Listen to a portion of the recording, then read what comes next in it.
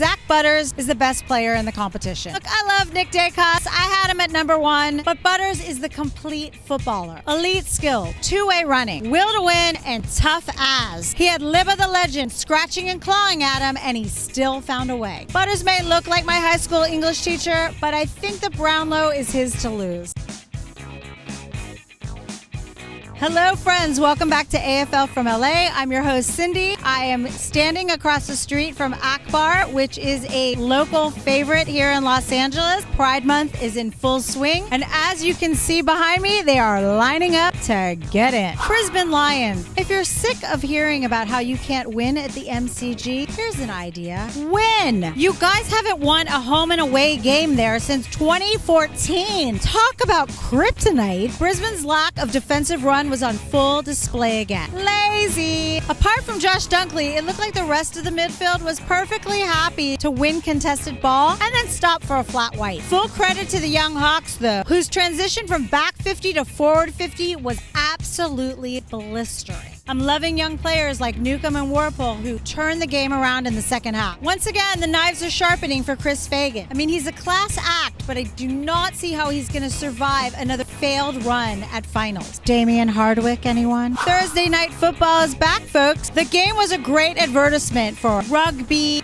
cricket, curling, pretty much any other sport other than Aussie Rules football. A big congratulations to Buddy Franklin, who played his 350th game. But Saints defender Callum Wilkie crashed the party like a drunk uncle at a wedding, keeping the champ to only 2 goals and just 6 disposals. The Saints, led by Owen, Philippou, and Wanganeen Millera, brought a level of pressure that the Swans just couldn't match. It seems like the Swans have escaped the scrutiny of the media this year. They were grand finalists last year, and they have completely fallen off a cliff. I think they have Carlton to thank for that. Poor Blues. And if you're enjoying the show, please like and subscribe. It really helps more Aussies get to see the show. I thought Richmond weren't supposed to win close games. That's now 2 in a row. What does caretaker coach McWalter know that Hardwick didn't? Are we now calling him Andrew McClose one? But seriously, Shy Bolton, what a second half. Maybe the most clutch performance I've seen all year. The pressure from both teams was huge. It was a much needed palate cleanser to the Eagles replay I had to suffer through. The Tigers' ability to weather the Dockers' first quarter pressure was impressive. And Frio's second half comeback had me jumping up and down in my seat. And how awesome was it to see Dustin Martin and Nat Fife lining up against each other in the middle. Bolton, Martin, Taranto, and Prestia, they were just too good. They relished the conditions and they took the pressure to insane levels. And how the hell do you beat a team with Martin and Bolton playing that well? But I think the most head-turning thing was seeing the free kick count at 3/4 time. Richmond only had 3 free kicks. Are we saying that one team only infringed 3 times during 3 quarters and in those conditions? Maybe I'm just an American still learning the game, but I'm struggling with the umpiring this year. I hate to criticize because I'm sure they're doing their best, but man, has this game just gotten too hard to umpire? Or is there just too much room for interpretation? Let me know. 10 in a row for Port and 9 in a row at Marvel. Are we now calling it Marvelade Oval? Ken Hinckley has gone from untenable to 10 in a rowable. What a game. I mean, with 10 minutes to go, it was anybody. But once again, Butters, Rosie, and Horn Francis found that gear. The Bulldogs were super competitive, winning disposals and stoppages and kicking straighter than previous weeks. The way Jamara is leading and threatening to mark just about everything is super exciting. But Port's ball movement was just too fast and too precise. Cody Waitman, you are not helping your team by taking a dive at every single contest. The umpires are not falling for it anymore. You're so talented, and you'd be giving your forward line the much needed bite they need if you could just stay on your feet and stay in the contest. Come on. Welcome back, 2-Meter Peter, and welcome to the bottom 4, Carlton. The Blues look defeated mentally, physically, spiritually. I feel bad for Carlton fans who have to suffer through this every week. And I'm an Eagles supporter. I heard Brian Cook say that Michael Voss will be with them until the end of his contract. That's Carlton speak for he'll be gone next Monday. But again, is it really Voss's fault? His system got the ball inside 50 nearly 60 times. Was he supposed to go kick the goals too? Essendon fixed their board problems and cleaned house. Maybe it's time for Carlton to do the same. Credit to the Dons though. They won clearances, tackle count,